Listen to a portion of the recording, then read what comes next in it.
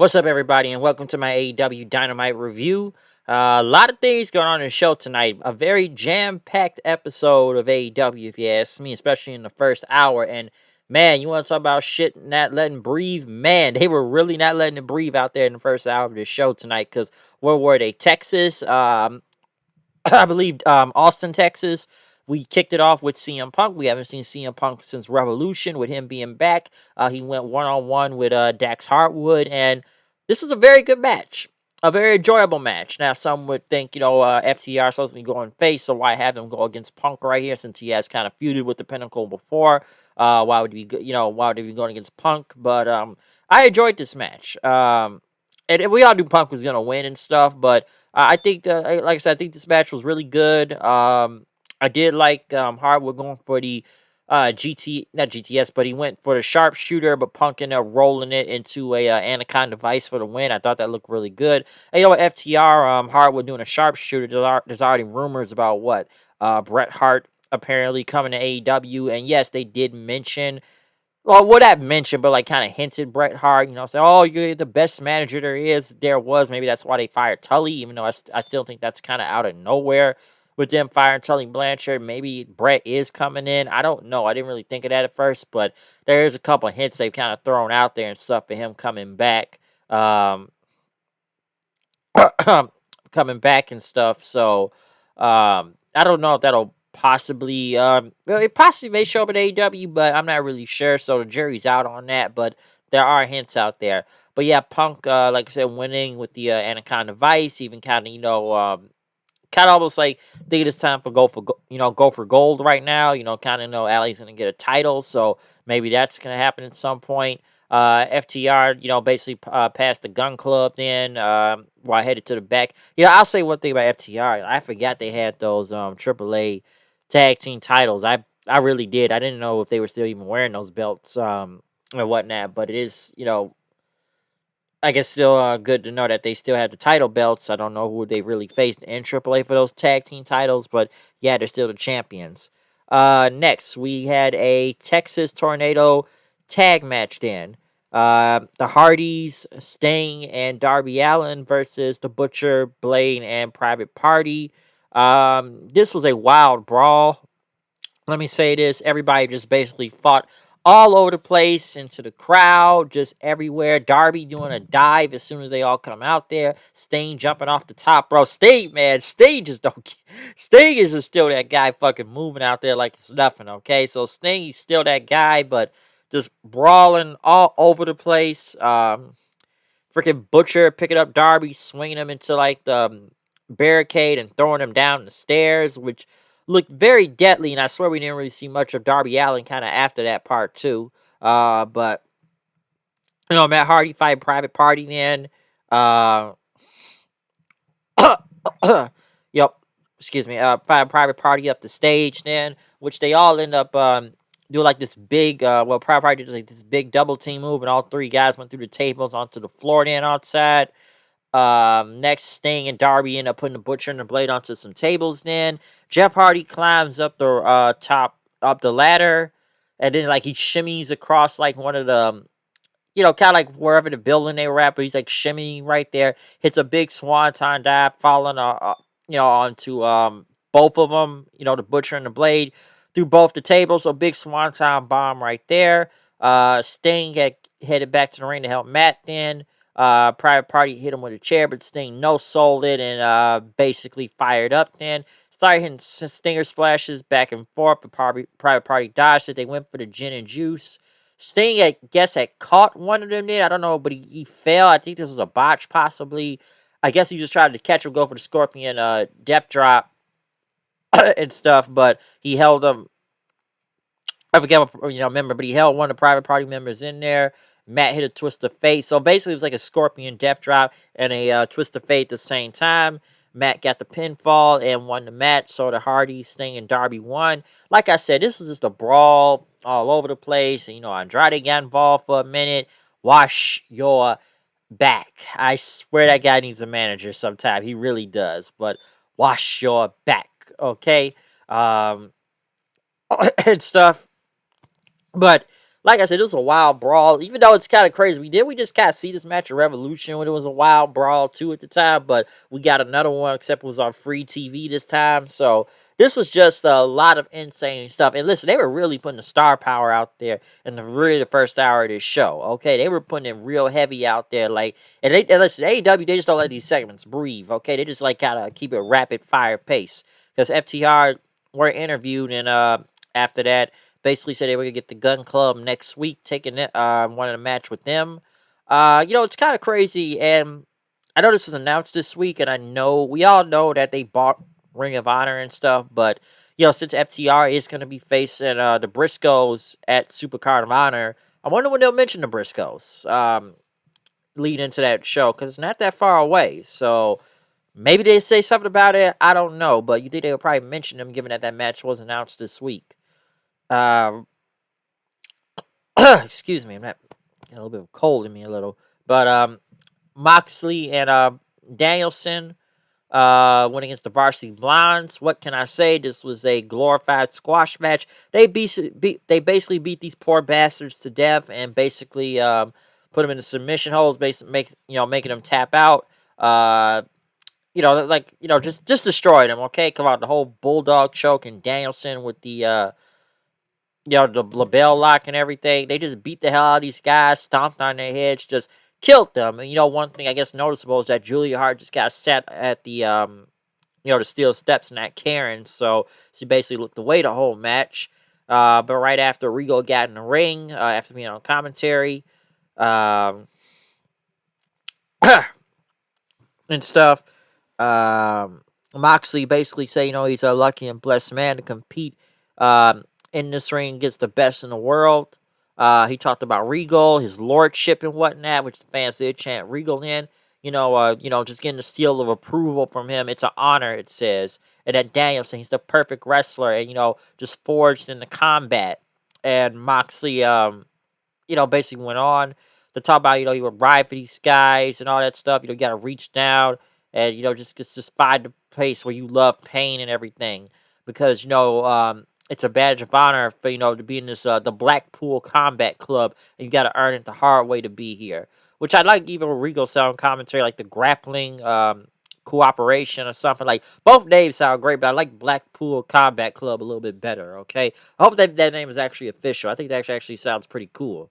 But, like I said, these guys just look like fucking pit bulls out there. Like, I like my co-host, Kyle said, who's really going to stop or face these guys, okay? Because these guys are too damn powerful right now. Who's really about to face them? Seriously. Because, right now, they damn near look unstoppable, and still waiting to see more people join in to see whoever's gonna join to this whole Blackpool Combat Club. I like that name. I like that name a lot. But next, MJF came out. Then MJF went on. Excuse me, man. I'm really trying to cough up something right now. Okay, but yeah, MJF. Man, this promo. MJF, folks. He came out there, had a whole bunch of security guards. Sean Spears was with him. And, he talked about Wardlow. You could have kept that TNT title. He won and stuff, but, it wasn't good enough and everything. And he went to start talking about CM Punk and said that CM Punk cheated and that they will meet again at some point. And he will handle the most embarrassing loss in his career, saying he's beat him in Chicago already. And listen, this will not end until I attend your funeral and piss on your grave. And then he went to the little pig himself, Wardlow, which the fans chanted then. Wardlow, he basically talked about Wardlow saying, you have no idea what you have done. And listen, I have done everything. I put a roof over here. You were on the streets. You didn't have a pot to piss in until you came to me and signed to me. Now you have a roof over your head with your mom and all that. But you have the audacity. You want to get released from your contract. You see, you made a deal with the devil, okay? And this is an ironclad when you make deals with the devil. And now I'm going to make your life a living hell. And I will strap you to a cross just like Jesus and everything. And he's gonna kick Wardlow, your mom out of your house, and call her a skank and all that stuff. And I own you, and You can't do nothing about it, which the fans did chant just like Jesus then. And, MJF's like, yeah, Jesus wouldn't even carry about around this hick town, white trash, whatever they were calling them. But Wardlow came out, tried to fight the security guards, but the security guards grabbed him. And MJF told Wardlow, oh, yeah, you calm down, little pig, okay? You work for me still, all right? So you need to stay at home right now. I pay you to stay at home, all right?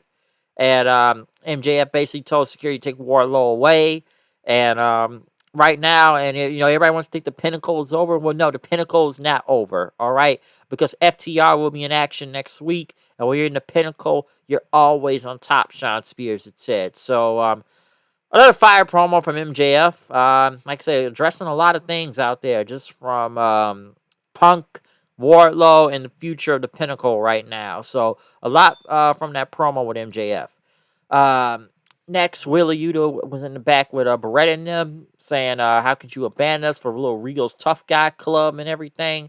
Why would you try to do this? We gave you basically, a place to sleep and all that stuff. We helped you, but you just said, I never liked you either, Trent. But he said he loved the other guys to death, but he's trying try to be their best friend. He's trying to be the best wrestler he can be, and either you get that or you don't. So Yuta, the man, he's got a brain, folks. He's thinking smart, and he's going over to Regal and them. Smart choice. Very smart choice.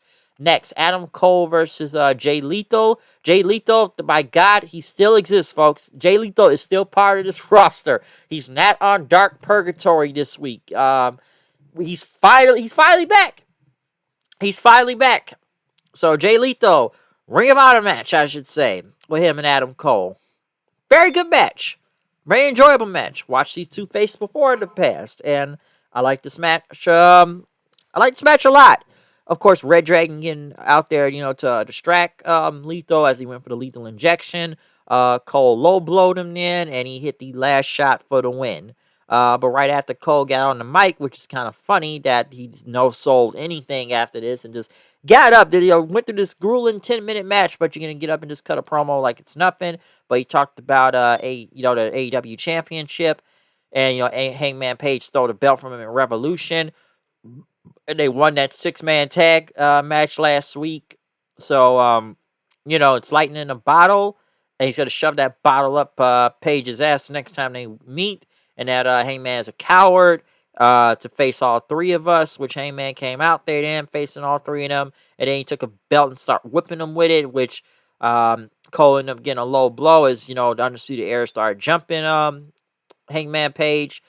Christian and the Jungle Express came out for the save then after that. So obviously this whole feud still continues with stuff with Cole and Page. Page, man, sometimes I look at him as the champion. Like I say, he does not feel like the most important person on this show, especially even in the first hour of this show, too, with all, just jam-packed stuff they had. I already said about Hangman before. I like Hangman Page, but, yes, he's the world champion, but does he really feel like a focal part of focal part of the show when you think about it, okay? Because, I don't know, man, I feel like the chase was better for him when he was going for the title. It's like the minute he got the belt, it just looks like he's put out great matches, don't get me wrong, but how many people really care about him like that out there? Because, the damn person he's going against is getting bigger cheers, or they want to see that person win more than Hangman out there. So, Hangman's every other week if he's even really that over or not.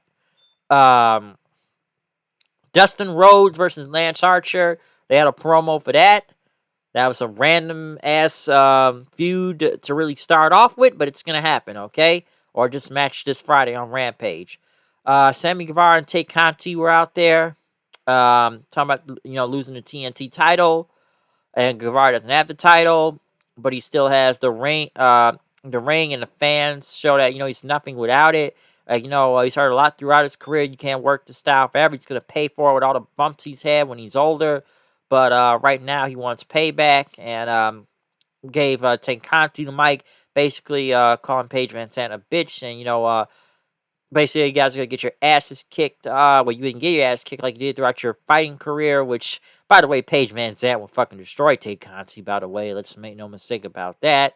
But Guevara said, it's facing you two idiots right now, which, I think it's kind of funny having Guevara and Conti out there.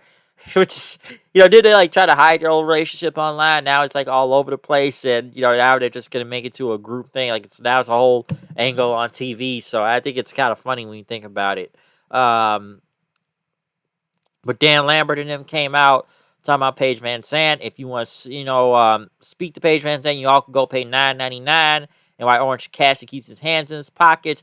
Basically, OnlyFans, I should say. But we wouldn't stay on top of, look at the bodies they've already buried and stuff.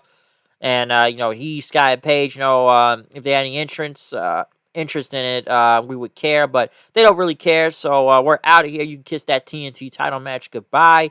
He kissed the TNT belt, but Guevara basically said, listen, you don't want to know what me and Conti did in between that TNT title belt, which Lambert threw it on the ground and started to like throw up and stuff. Well, we already know what Sammy and Tay Conti did, but I thought that was kind of funny though. Like, yeah, man, you don't know what we've been doing involved with that title belt when he had it. So yeah.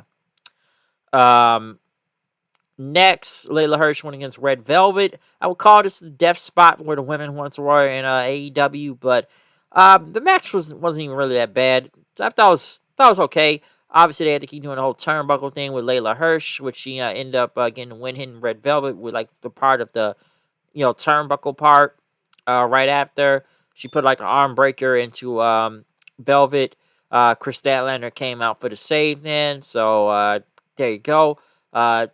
Jay Cargo, I guess, was talking about her big celebration and everything when she's going to get her 30th win over whoever that will be. So we'll see what happens with that.